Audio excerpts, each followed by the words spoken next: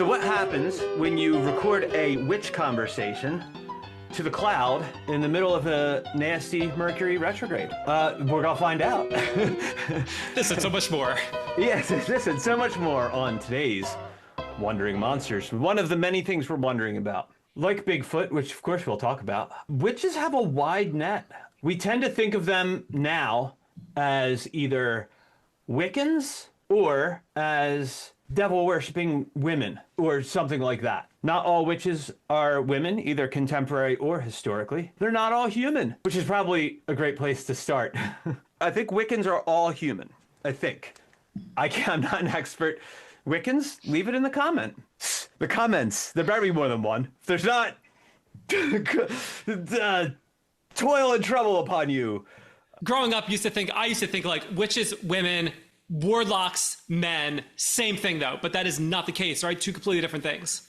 Like many things, the answer is it depends. It depends. So among modern practicing witches, pagan and neo-pagan witches, the tradition has been, since like the 1950s or so, that a lot of male practitioners will still call themselves witches.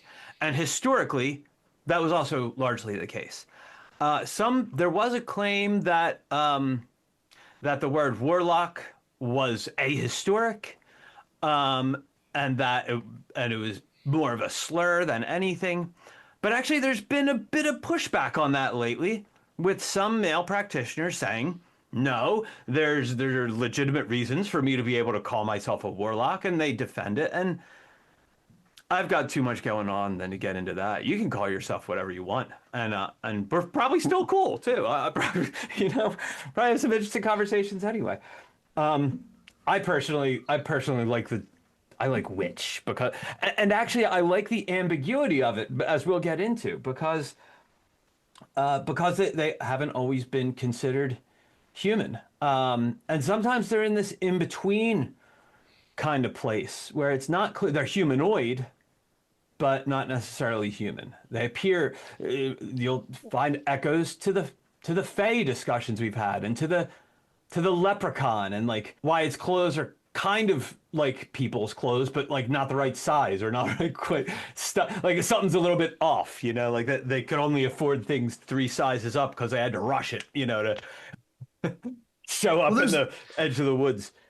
Here's a question. There's no real, like, it's like all of the stuff that we have, like, that's like the modern, like, witch look, and I guess like modern folklore stuff. There was no real, like, singular point. It's all this, right, just an amalgam of stuff. Because it's not really like there's no real, like I couldn't come up with like any, like, I mean, there's like people that practice magic. Maybe we'll call them witchcrafts, or like or practice whatever, specifically like evil magic, right? Like, but it's like, but that's more just like people being accused of doing something. It wasn't like, but then the whole like covens and flying around on broomsticks and all that. So that's like a much like there's no, like, that's just like instances of different things culturally, right? And then it's kind of like, but there's no like, it's not like you're saying like leprechauns. It's like, well, there is a thing. Like, here it is. Leprechauns are from here. This is kind of what they're based on. They come from this like thing. There's nothing really like that, which is seemingly for as popular as an icon that it is. It's a, right. And that's the thing. So a witch is kind of a being that has a particular shape, and yet that's kind of snowballed over time, and as things have become more like as cultures pour into each other and influence each other and things like that, these kinds of things spread. So like the ideas of okay, so like the proto witch was known as the Strix or Striga, and this is like a Roman / Italian kind of thing. And the reason I say / Italian kind of thing is because it does actually, so the Striga is not exactly human, it's humanoid. It kind of reminds me a little bit of like is it a harpy? That's sort of like the bust and head of a woman with wings and things like that, and they're like a posture kind of thing. So that is they're very similar to that in some ways. So the Striga were they flew at night. They often would attack babies because babies are annoying. I'm sorry, no, because they're evil and only evil things would Come attack at me, you babies. baby. So, They were they were associated with drinking blood.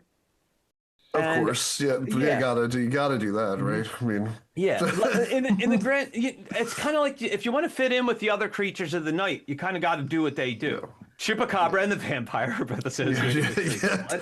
And kind of like, well, who you want to gonna hang out at this club? Who the hell's up at that time? No one's got electric isn't around yet. Yeah. So you got to fit in, and it's like if they're serving blood, then and babies, Yeah. oh, what's on the menu? These slow-moving fat things called babies. Yeah. So anyway, if we weren't banned yet, I'll go get us. I'll go get us there. I'll get us by the end of this. Gotta mention the devil and everything. How fast can you ban your channel? Yeah, how fast? How fast? I This challenge ban- all you look, other. them trying to ban monster our channels. channel is just a blatant witch hunt, you know. Yeah. Just- To ban a channel, you got to know about it first. So we're flying under the radar, flying like witches under the radar, which can go and we're invisible. If I'm not on the next show, it's either because these two just had enough of me or witch hunt. So that we're out at night, they're serving blood. Serving blood, playing records backwards, and the kind of things. All right, so that's the Striga or the Strix. Now, there's a tradition, an Italian tradition of witchcraft that actually is okay. So I'm going to go ahistoric here. So if you fly forward in time, you have a tradition known as, or a group of people known as the Striga. Okay, you can clearly see there are a lot of Romance languages, a lot of Western culture comes from Rome, but we're talking the same spot, as Italy now, we've got the Strega, and the Strega is largely what seems to be something of a family tradition of what we might now call witchcraft or magic, But again, there's going to be a big smear here. Associated with this old monster are these now contemporary practitioners that are human. And there are some traditions that go back at least a few generations of Strega. I say Strega. There's actually an Italian word for the actual practice that I don't know. So lucky Italians, I'm not mispronouncing it today because I don't know it. So you escaped like a witch in the night. So is this also where the evil eye comes in and stuff like that too? If we're talking about Italian stuff, is that like this? And you see, the evil eye is something that actually is a little cross-cultural. Okay. In fact, I was going to wear I have a little evil eye bracelet that I was going to wear today, and I didn't. I should have, because if people are jealous. So the idea with the evil eye, just to go a little over the line here, is actually oftentimes the evil eye is thought to be something that's accidentally cast. It's when somebody looks at you with envy and wants your stuff, and probably also wants you out of the picture so they can have your stuff. Doesn't like you. Yeah. I don't like. Anyway, it doesn't take much. It doesn't take much. So that's kind of a cross-cultural thing, but not unrelated, because witches, as we'll get into as we go a little further, they're associated with what we could call malefica, or bad magic, curses, magic cast to hurt people, and things like that. So the evil eye is associated. I should have worn it, because if people are jealous of the success of our podcast, I'd like to protect us, but you guys are on. You didn't wear your bracelets though, so I think we're all gonna take the hit here. We're all gonna. So we move on a little bit. We move further to the east, to the maybe one of the most famous witches of all time, Baba Yaga, who not accidentally is related to my nickname's sake. Baba Yaga lives. She's this liminal being. She lives out in the forest, and she lives in a. We were all first introduced to her with Dungeons and Dragons, actually, and she lives out in the woods, and she lives in a hut that has the legs of a chicken, and she can fly through the air in a mortar and pestle, which itself is associated with medicine and mixing up blends of things, which you'll find through history. There's an association with mixing poisons, gathering herbs and being in the woods, healing arts that are out of step the convention of the time, and witches. All those things often get bundled together. But so you've got Baba Yaga, who lives in this hut, and we'll have to probably do a whole thing on Baba Yaga. But there's this. Why does that hut have chicken legs? Why does it have chicken legs? No, there actually is a reason. So this is a so there's a Slavic tradition, an old Slavic tradition. Okay, let me back up first. There's this curious thing about Baba Yaga has a long nose, and she'll be described as her nose being to the ceiling of her hut. And people think, well, that's a description of a really long nose. But Baba Yaga herself, represented in art, doesn't have an overly disproportionate sized nose. And she's not really described as being very large either. So it's like, well, what's with this? Is the hut very small? Actually, yes. And one of the reasons for it may well be an old Slavic tradition of burying the dead in coffins above the ground, and they would often be on these feet type things, like chicken feet or animal feet and things. So Baba Yaga may be dead. It may not be that she's a monster at all. She may be a dead person, maybe an intermediary between the living and the dead at that liminal place. So, but the idea that her hut may well be a coffin and not a structure out in the woods. Well, I guess if you're going to get to like the drinking blood, now we're getting into vampire territory. There you go. And I did not get heavily into vampire lore because, well, frankly, that's a different episode. Yeah. Something that I was like that I came across just like when talking about like the more like common stereotypical symbols was like basically like the alewives in like England and other parts of Europe, and they're like supposedly like that's where the cauldron comes from because they like mixed used cauldrons to brew ale. They had pointy hats that they wore so you could see them in the market. They had cats to keep the mice out of the away from the floor. They were brewing stuff, and it's like so there's like some elements of like having the whatever it was like hanging out the herbs and stuff hanging outside their places to dry, so it's this kind of like sort of herbal thing, but it's it's more for making making beer essentially, because everyone had to drink beer because the water's the water sucked. Yeah.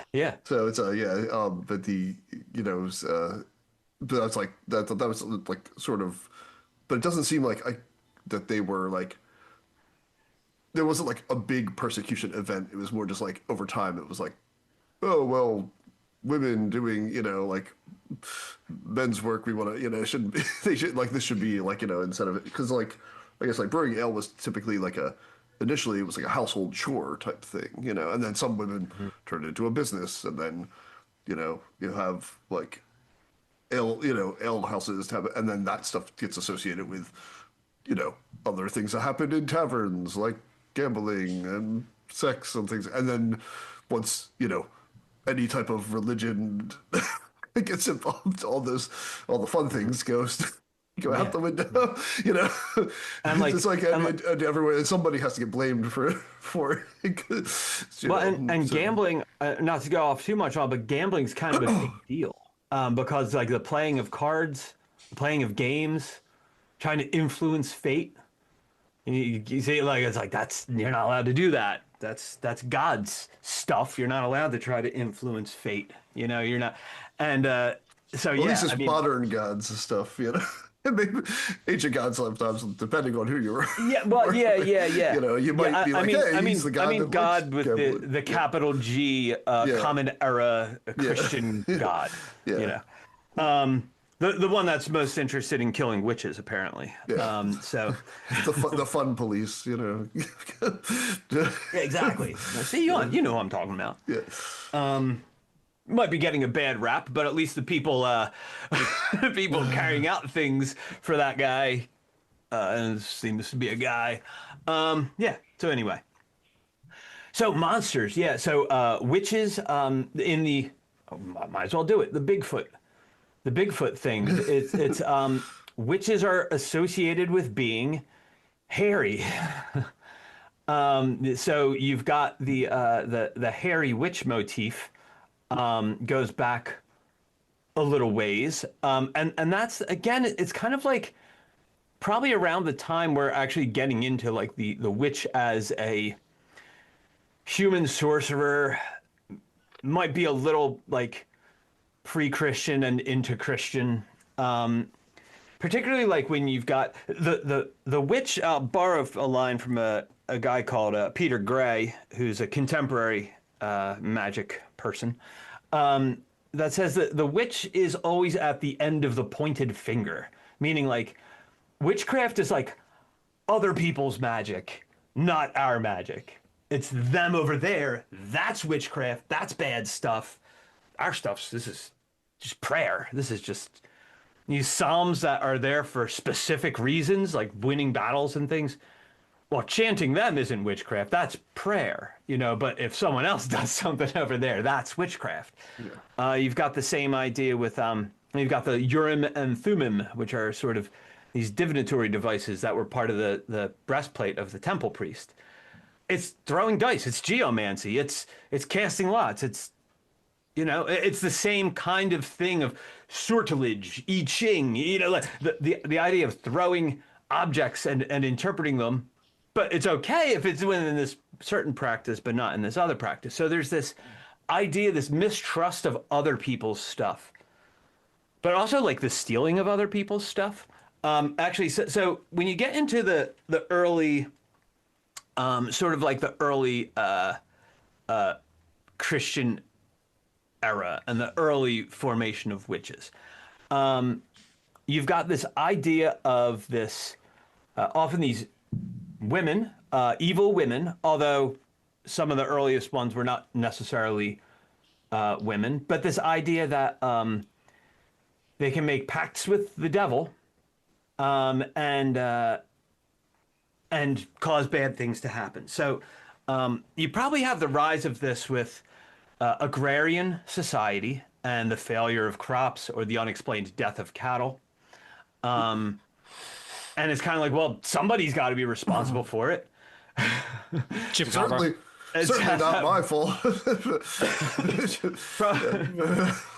Probably that weird lady, you know, the one whose husband died, whose land we want, you know, probably her. But there's this grouping in with all these things you're not supposed to do, like dancing. And depending on which particular Christian branch you're in, the drinking of alcohol, you know, the idea of again, it's kind of like this scapegoat kind of thing, and you've got the idea of the women killing children and stuff like that. But so you've got so along with that, you do have the practice of magic and things going on, and things that aren't clearly magic or medicine at any particular point. Like, so you've got the cunning folk tradition in in Great Britain, what we would call Great Britain now. I think it might have been like more specifically what we would call English. But it's a smear. It's a borrowing of things from different cultures. It's part of the grimoire tradition and kind of stealing things and moving them around. There's using prayers for various purposes. And for the most part, the cunning folk were able to get away with it, unless something went wrong, in which case they would then be accused of doing bad magic or witchcraft and largely meet a very fast and unpleasant end. Yeah, it does seem to be like what we think of as like the, I guess when we're into like you said, like historic, which it's really more just like those are just moral panics. They have nothing really to do with actual people doing actual like the Salem Witch Trials, right? Like we always have like that's our thing here in the States, but really that was just accusing a bunch of people of doing things that had nothing like they weren't. There was no actual magic. There was no witchcraft. There wasn't anything actually going on, and then people didn't look like. But it was just like, well, like you said, we want their land, or there's just like a moral panic going on in the community, and these are easy scapegoats to, to point at. And it's like so it's like it doesn't really have anything really to do with like actual like witches or like witchcraft, or even like these like what we think of as in this iconography, like the person flying around or brooms or it's like it's just all this kind of like sort of more like nonsense than anything. Just like most moral panics, I guess. Yeah. Well, and so I think it'd be easier and maybe more correct to say that like there's no evidence that there was witchcraft being practiced in that instance. Yeah. We don't know that it wasn't. We just don't really have evidence to support that it was. Yeah, given like the isolated nature of the, say like the kind of colonies and stuff at the time, not like super, not that they didn't have trade or something, but like, this kind of like, and the extremely, version of their religion being practiced, like even compared to like, other, like maybe the fact that we call them like Puritans and stuff like that, like it's probably unlikely that anyone in that community did anything like really that, like maybe they might not even had access to those type of things, like like the other like like even like you were saying like grimoire traditions and things like that might have been happening in Europe at the time. Like this is not I mean, and even literacy was not very well widespread, to be reading grimoires, let alone owning grimoires. Or owning books at the time is still a pretty like yes, we do have the printing press, so we do have these things, but like not a lot of people had like, unless you were wealthy, you had like libraries, of books and things like that. It was not a and depending where you are, because there were like kind of sort of like trends when it comes to the publication of magic books and the availability of them, and at some point, just having one can get you killed. And at other points, it's just kind of, I don't know, it's a curiosity. So yeah, but the story with the Salem Witch Trials actually, what it's not that the children had access to grimoires so much as it's blamed on Tituba, the African slave, and the idea was that she had this what was called witchcraft, and taught certain things to the children, and that so she was the corrupting influence, Again, the scapegoating thing, but it's like, but the idea, some of the things that came up were kind of like the use of puppets or effigies to curse somebody and things like that. That's got a long established tradition. I mean, puppet magic is a thing, that. But how much of it would have been known? Puppet magic, which is not a thing. Well, no, don't be so sure. Magic is best. So is that same in concept to what we think of as like a voodoo doll? Yeah, like we would call it a voodoo doll. Yeah. Okay. Like, they're and I mean like that. There's a long tradition of it. If you look at old Roman magic, you'll have things like casting a wax figure into a boiling pot kind of stuff. Like it's it's there. And a lot of this stuff it just goes back because I think because humans are magical animals. We've done this stuff all the time, and then certain authorities get upset that we're doing it.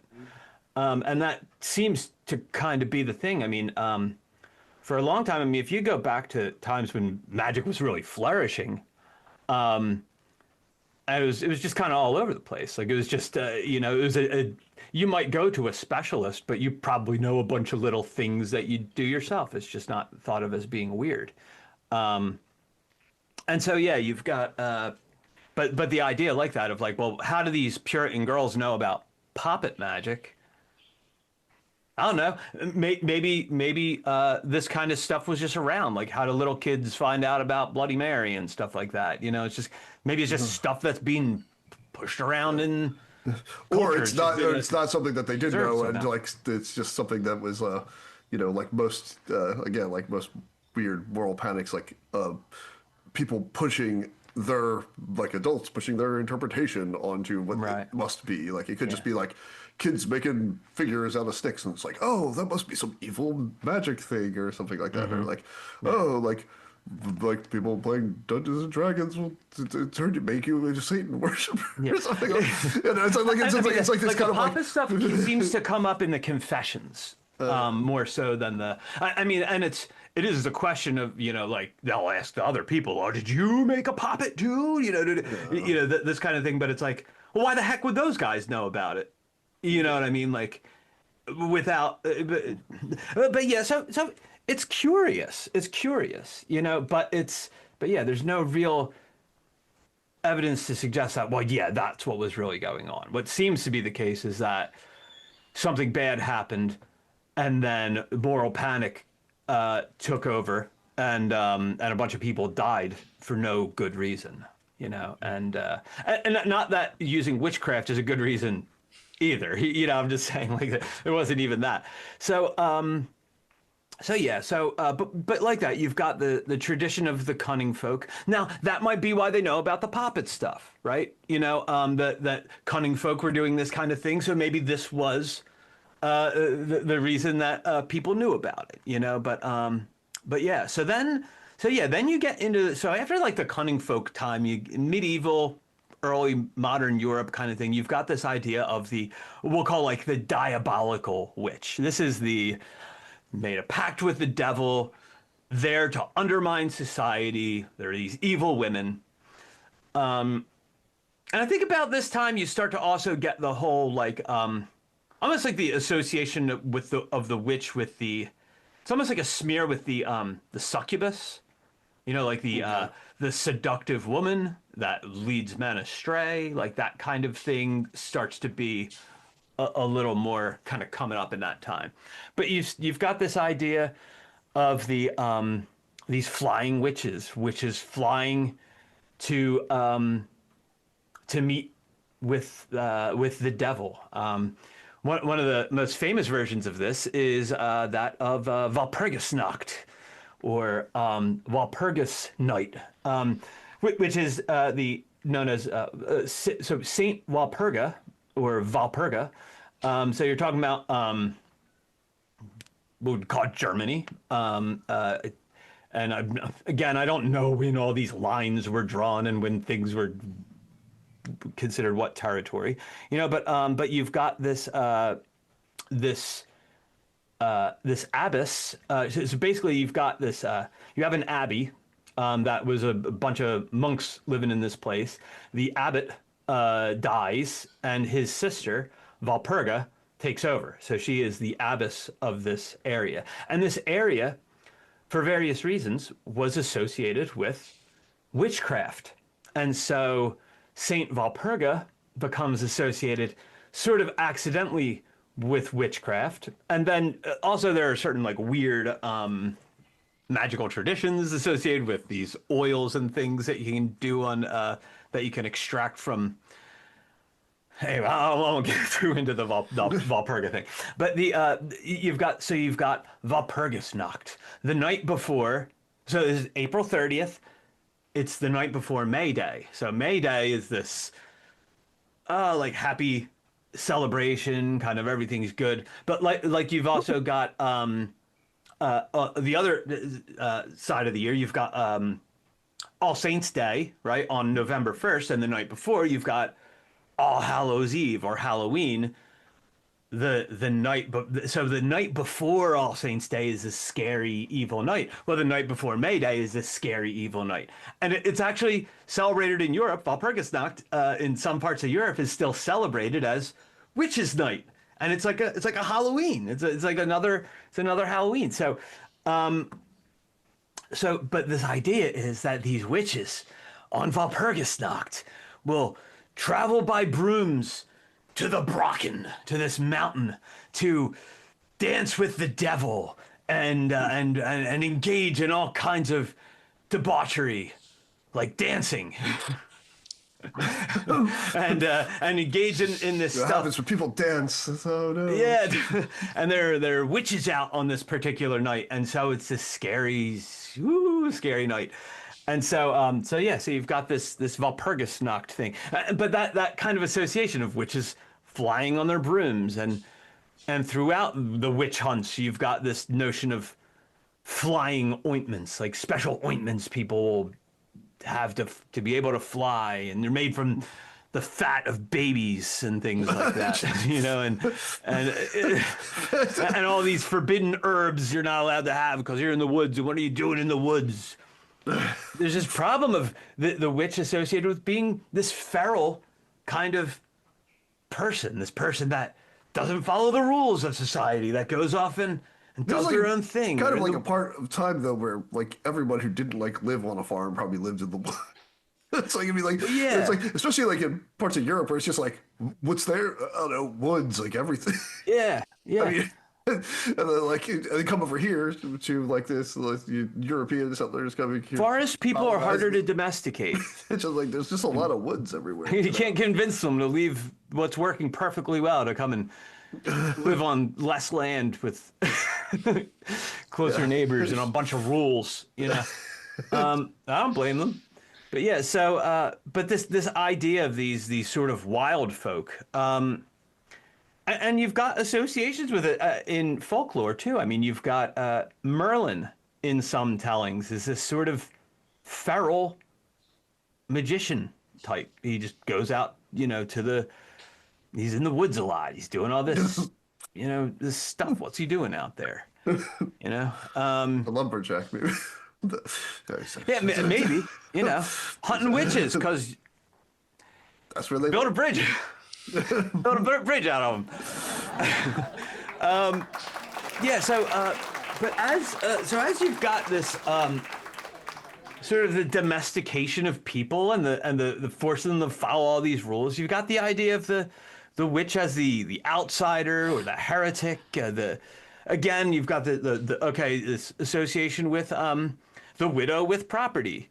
Why would anyone go after them? What do you think?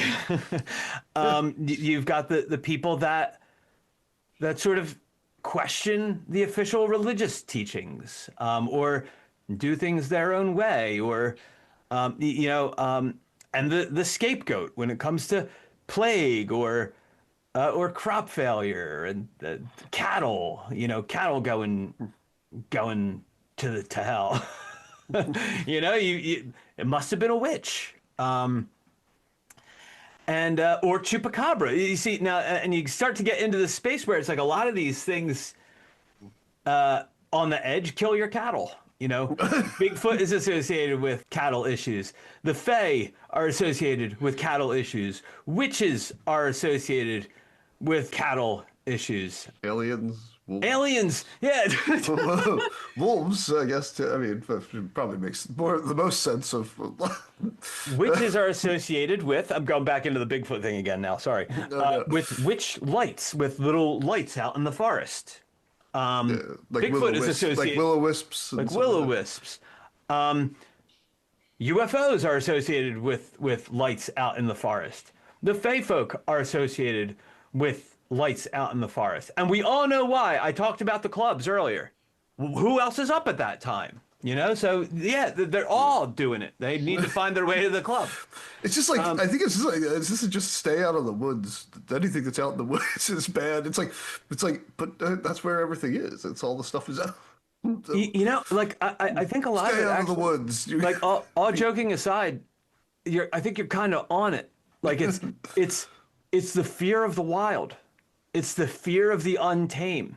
It's the fear of the feral, you know? Things that were domesticated that went fear of people owning again. property that you want for yourself. Yeah. but the idea that people aren't supposed to go out and do that stuff. You know, you're supposed to stay inside the city walls. Stay put. Go to church. Follow the rules. Go to church. Yeah. And when you stop doing those things, you're a problem. You might not be a problem immediately for your neighbor, but you're definitely a problem with people trying to keep their grip on a loosely held leash that they want to grip tightly, but it's kind of hard to control people sometimes. And so you scare them. You scare them. You know, if people step out of line, you crush dissent quickly and brutally. And so, you know, it's and it's not necessarily that all the people that hunted witches didn't believe in witches. Some of them really believed in witches. It wasn't just that they were profiteers. The accusations of witchcraft were often profit-seeking, but also not always. Sometimes you just had weird things going on, you know, and someone needed to. So sometimes it is superstition. Sometimes it was probably actually witchcraft. But yeah, so you know, you got a lot of things that get blamed for. I mean, now we tend to assume it's either total nonsense and stupidity on the part of the people that were doing it, or just greed and shady intentions. But not that something weird is going on. We tend to just think, like, I mean, even the term, annoying as it gets, the term witch hunt, you know, is the idea that there's nothing really there because witches are fake. And therefore, like, a witch hunt is just people being scapegoated or blamed, and unfairly blamed at that. But that's not always the case. I'll give you an example. I'll give you a historic example, actually. The affair of the poisons. Okay, so if black magic were occurring for real, okay, the place to look would definitely be France. Sorry, it's true. Sorry, France. It's true. Get your black magic and your great food in France. Yeah. French diabolism is a real thing. It's a real thing. And when you have the idea of like of sort of affluent people socializing around these dark kind of things, yeah, France. That's where it happened. So I'm going to reference a thing called the Affair of the Poisons, and there's this central figure known as, and I am sorry for this part, our French listeners, La Voisin. La Voisin. Question real quick. Do you have a general year for this or time period? Yes. Okay, 17th century. Good enough. Okay. All right. And the real name of the person whose name I just mispronounced was Catherine Monvoisin. What?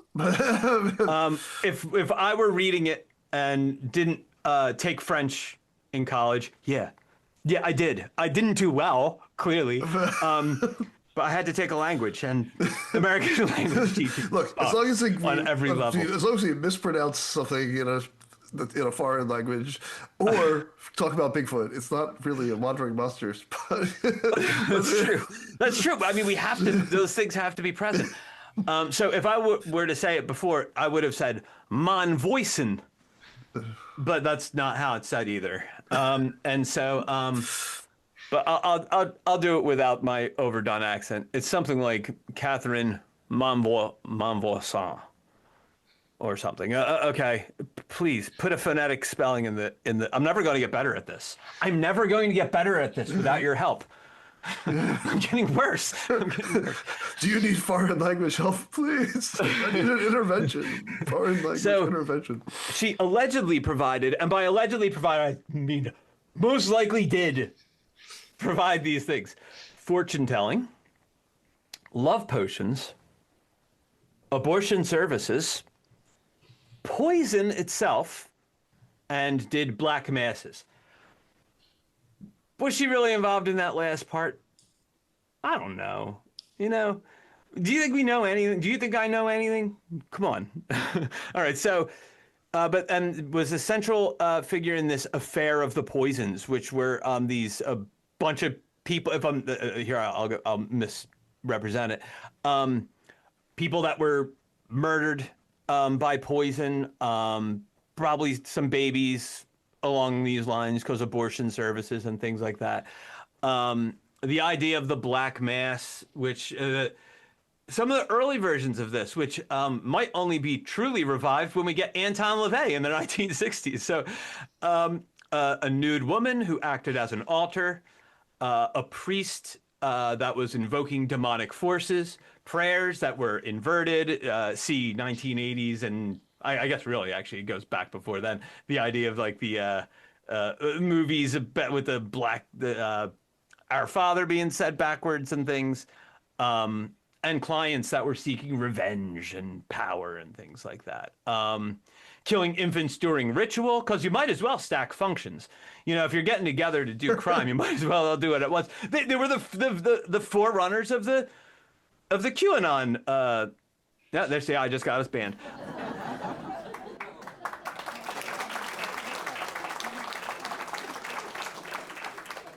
They don't have adrenochrome yet. In other news, you could just order that out of a catalog, people. You don't Catalog? What is this, the 1980s? and burning bodies to destroy the evidence. The witch catalog. Which catalog? Yeah, witch catalog. The witch catalog. Yeah, which catalog? Yeah. Which catalog are we speaking of, though? So we've got that was somebody that was almost definitely really involved in at least some of that stuff. It might have just been a cover to make poisons and run these abortion situations. Well, somebody has to be running those things at some point in time. You know, I mean, but if those things are around, you're better off running them rather than letting them run themselves, because that's where the demons really get involved. Going back a little ways before that, we've got a famous case of Isobel Gowdie in Scotland, 1662, who had these elaborate confessions involving the renouncing of Christianity and kissing the devil, probably in the shape of a goat on the hindquarters. I think that's the tradition. That's the tradition I'm involved in. You know. They said everyone's been doing it. I don't know. Receiving a new name. That's an old tradition. The idea of renaming things is an old established magical tradition. Attending elaborate sabbats. Once again, see previous comment on Walpurgisnacht. You mean specifically Black Sabbath? Before the electric guitar, yes. This was the analog version. Which did involve eating bats and killing chickens and things, and or guinea hens. Yeah. Was that typically done on stage? in front of people with, wearing makeup and nail polish and stuff. Casting curses using ritual rhymes. So there are a lot of the things that the idea of the rhyming curse. Now, again, not all of this is completely made up.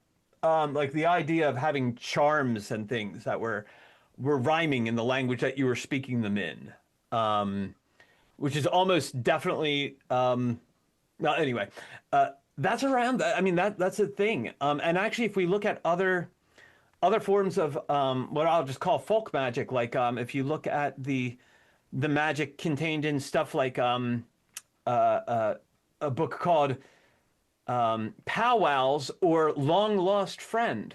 That's often how it's, and it's a Pennsylvania Dutch book on Germanic folk magic. Pennsylvania Dutch. Well, I mean, Germanic folk magic it would later be Pennsylvania Dutch folk magic.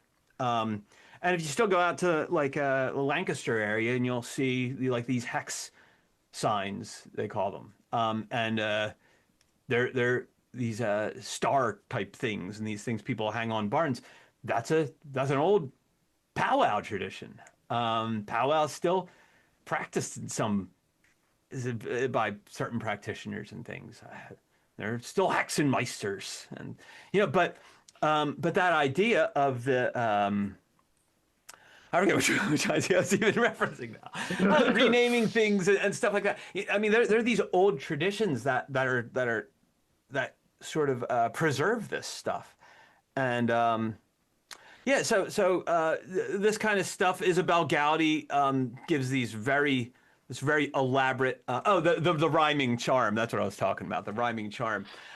She gives one. Here you go. You want to turn into a rabbit? All right. Wish granted. She said she could transform into a rabbit by saying, now guys, if I disappear now, someone has my address, come get me. I guess you say it backwards.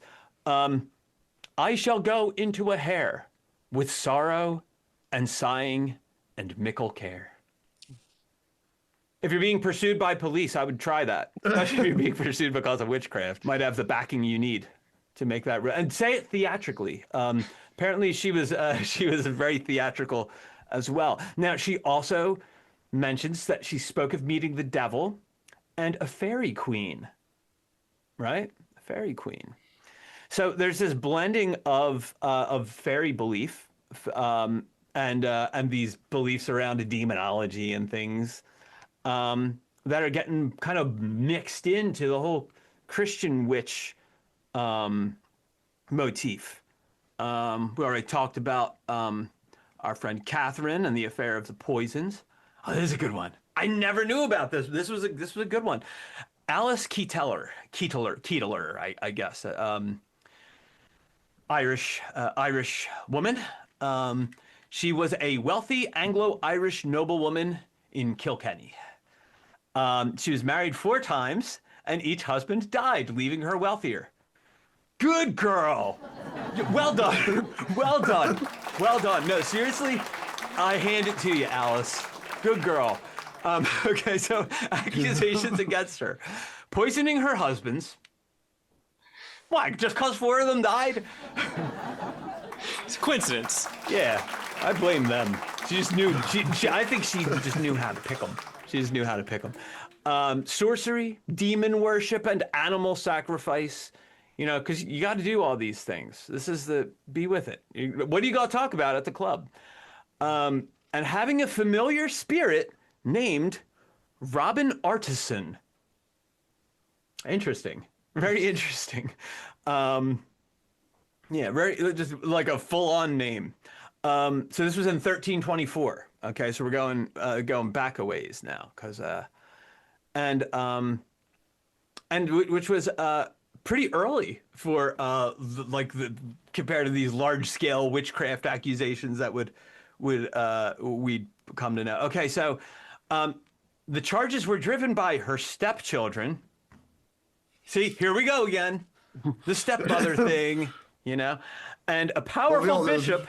A powerful bishop, which you almost don't need to say powerful and bishop together, but powerful bishop Richard de. Oh man, it's another French. In Ireland, he's like. I'm just gonna say de Ledreed. So probably de Ledreed. The Bishop of Dread. Yeah. Bishop. We'll leave it at that. So she had money and connections. And when the bishop tried to arrest her, this is why I love her. She fled Ireland and was never captured. Nice. I was gonna say, I was hoping she was gonna kill the bishop or something. So check out how much this sucks. Ready? You ready for this part? Her servant, Petronilla Demeth, once again, probably not the right pronunciation, was tortured and executed instead. I mean, I guess they already had the stuff set up. Yeah, I mean, like they killed her servant instead. yeah, that sucks. Yeah. So so you've got witchcraft as a weapon in property disputes. So probably a lot of people called witches. Bill, I mean, I pushed back a little bit earlier, but you know, a lot of them were really because people were stealing their land and their husbands died first in a society that, stop me if you heard this one, men were in charge. And they didn't like rich women or women just even living on their own. Just living on their own with enough land to grow some whatever was being grown. All your money, I guess. Yeah. And if you had some other reason to blame somebody, there you go. That's all those things you need. You only need one or two of those things. Actually, you only need one, apparently. So I'm curious. So with witches and witchcraft, you know, it's always evil, bad. It's always associated with them, seemingly. Are there? Because obviously makes a great story. Obviously, are there instances where you have like the good witches or something like that, or is that no? That's like the good news on like the good news. You know, like we don't get good witches until post 1950. When Gerald Gardner, we'll say where Gerald Gardner shares a tradition of witchcraft that we call Wicca. It is hotly contested. The historicity of Wicca itself, I'm not going to contest it. I'm just going to say it's hotly contested whether this was a historic tradition. It bears a lot of resemblance to the Hermetic magic of the Hermetic Order of the Golden Dawn and other things which preceded the revelation of this witch tradition. But that's where we really start to get people, except for maybe the French, which probably would not have used the word witch, but probably some other word. Something cooler and so I would mispronounce. And it would be so you don't really have people describing themselves as witches until around then, with probably a couple exceptions, which I don't. Yeah, have, like you said, so it's mostly an accusation thing. And, it's at the end of a pointed finger, yeah. And then the witch, like in like the Halloween witch type thing, is like really not even like, you know, that's mostly like probably like most things that come in that stuff is like Victorian era, you know. Yeah, I mean, stuff that gets put into like, you know, cards and things and around that stuff, you know. It's like we get the pointed hat, for instance, probably from Quakers, actually. So because I'm gonna jump all back and forth in history as I already have. Yeah, I was gonna say like I think there's like it's like hard to pin down the point. I thought it was like I've heard pretty good argument. I've heard, I saw because I thought like there's also like a lot of times people practicing magic in like medieval art or something often have pointed hats on, you know, and the cone hats were like something that there was like Jews were forced to wear, like, you know, it was like a anti-Semitic, like, you know, the thing in Europe at the time, anti-Semitic thing. And then there was like, I know when Victorian things, there was like Welsh people, like women at the time wore these pointed hats. And it was like, I mean, I heard like, at least for the art. Specifically, the flat-brimmed pointed hat worn by an uppity woman is associated with the Quakers. Yeah, okay. Because Quaker women were allowed to preach. It wasn't just men. And that was seen as being a little wild. And Quakers themselves had some like ritual, I'll just call it ritual type stuff that they were doing that was seen as strange from the outside. So they were actually often suspected of something weird going on.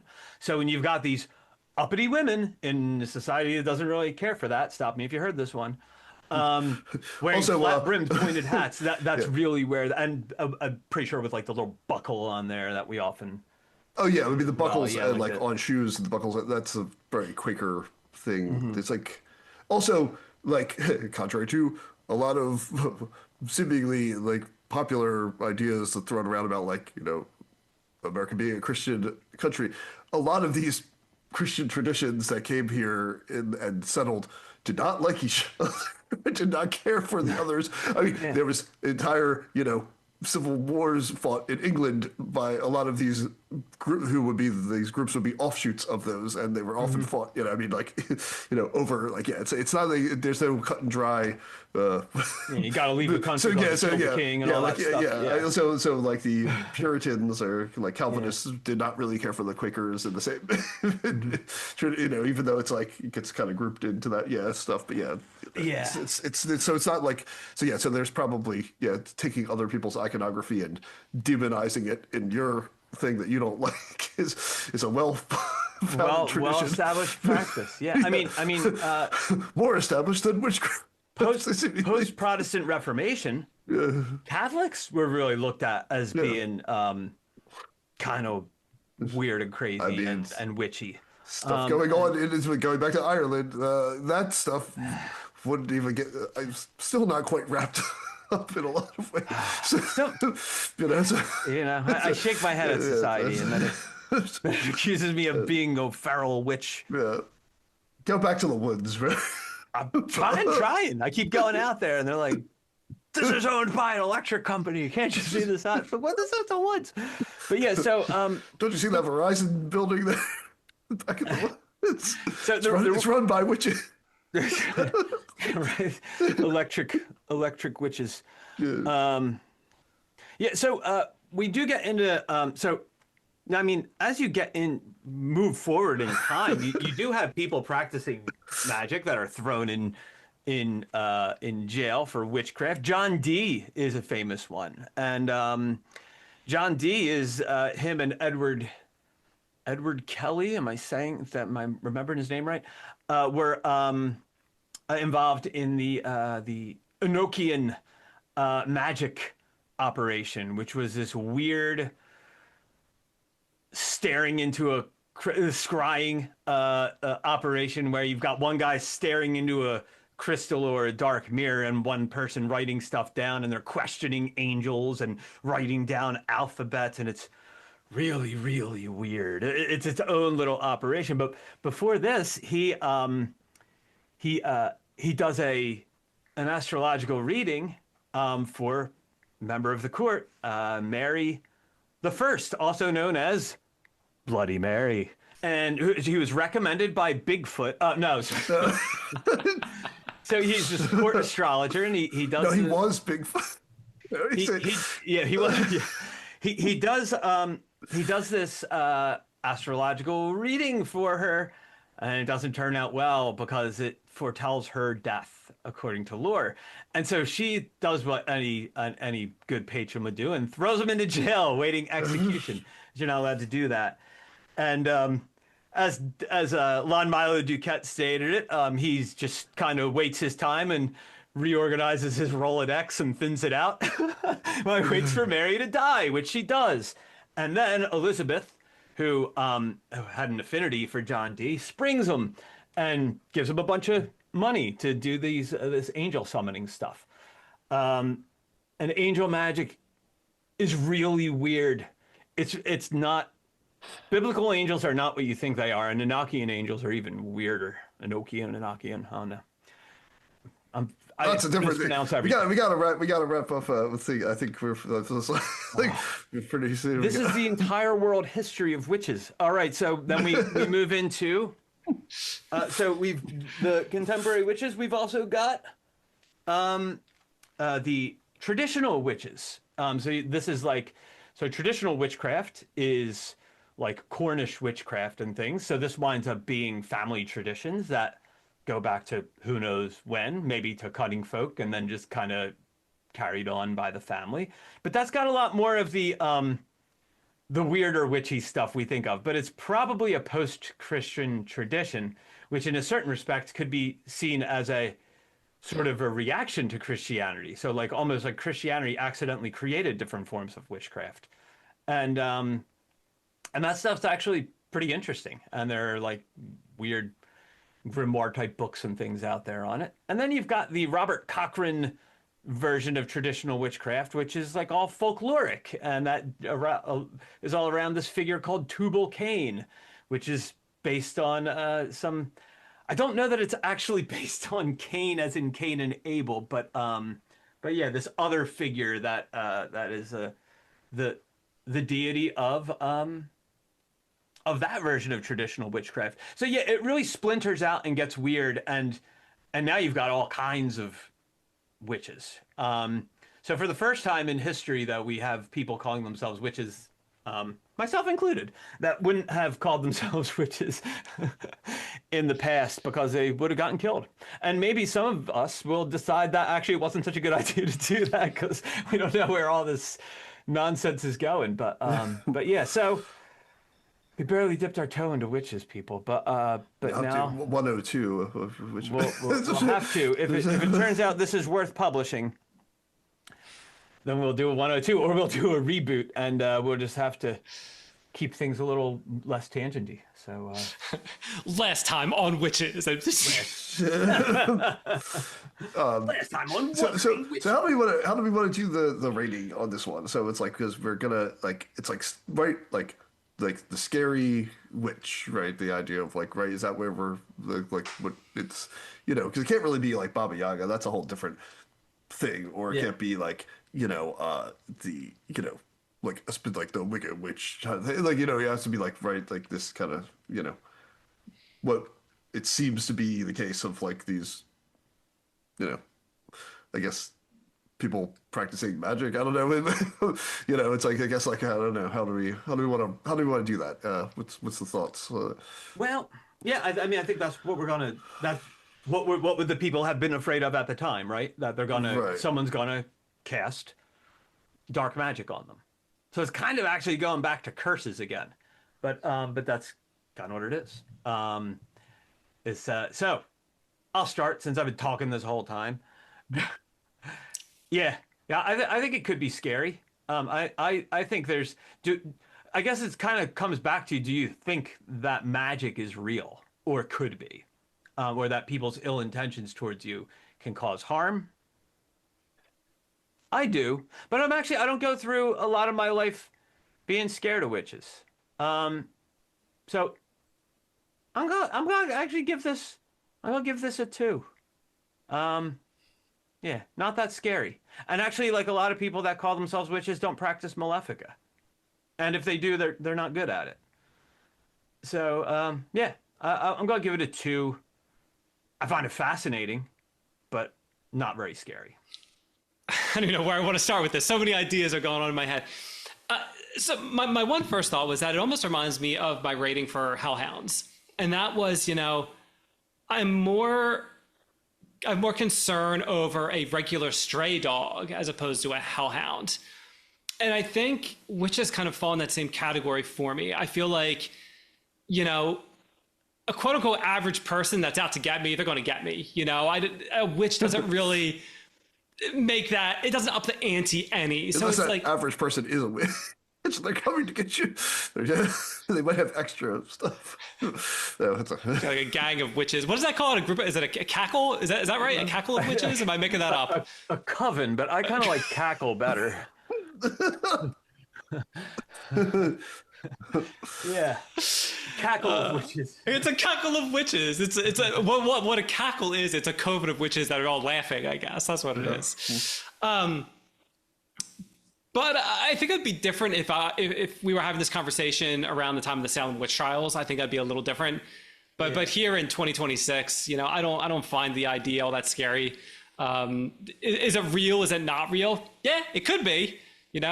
Or it could just be someone that's out to get someone else, and they're using their cooking skills to do what they want to do. So all said and done, I would also rate this a 2. Yeah, I think I'm gonna rate it. I'm gonna go give it there down and say I think it's a 1, because I don't, like you said, it's like there's a lot easier ways to get people than dark magic. It's like witches don't seem like all in all, a lot of the people accused of witchcraft and stuff probably didn't really seem like they were bad people. It seems like the thing that's really scary it's like systems that allow people to blame other people for their problems and then kill them for those seem like scary things, and I think we still haven't gotten rid of those. So, They don't exist. Those are real. That's myth. That's myth. So I think like I think like you know, most of them that people, if they weren't doing something that is similar to magic, it often seems like it was probably except for that poisoning stuff in France, but you know, I guess somebody's got to make the poison that someone's got to use to kill people in, you know, high society or whatever. You know, Those aristocrats aren't going to poison themselves. yeah, exactly. So, but otherwise they were like, you know, I don't know, delivering babies, you know, like probably making medicine for people or brewing beer or doing something, or like just living in the woods doing their own thing, you know. So I kind of feel like Living it up. yeah, they don't seem like bad, or like doing things that like, you know, that are more on the edges of society that like all of a sudden sometimes we get like, you know, stuff up like, you know, bee in our bonnet or whatever they want to say about, you know, the you know, you're like it's you're under witch hat, like, you know, about this stuff, yeah. But yeah, so I think a 1 is definitely where I'm at, 'cause I don't think witches are really that scary. How scared are you of men willing to burn women alive because they think they're witches? I give that a 5. I think that's a scary thing. Yes, I think any kind of any society that wants to execute people for not really doing anything is usually bad. Let's do a quick lightning round here. Tell me your 2 favorite versions, if you want, of movie witches. I'm gonna say The Chicks in the Craft and Beastmaster. Favorite witches. What you guys got? I got it. The Witches and Clash of the Titans. Yeah, that's The what I was gonna original. say. The original. Yeah. I almost have to revise, but I can't because we're out of time. Yeah. The Wicked Witch. It's the West. yeah. That's like good. And Wicked, you know, it's like I guess just a reinterpretation of that, but it's like, yeah, that's good. Anyone that for some reason continued all the way to the end, please tell us your favorite witches down in the comments.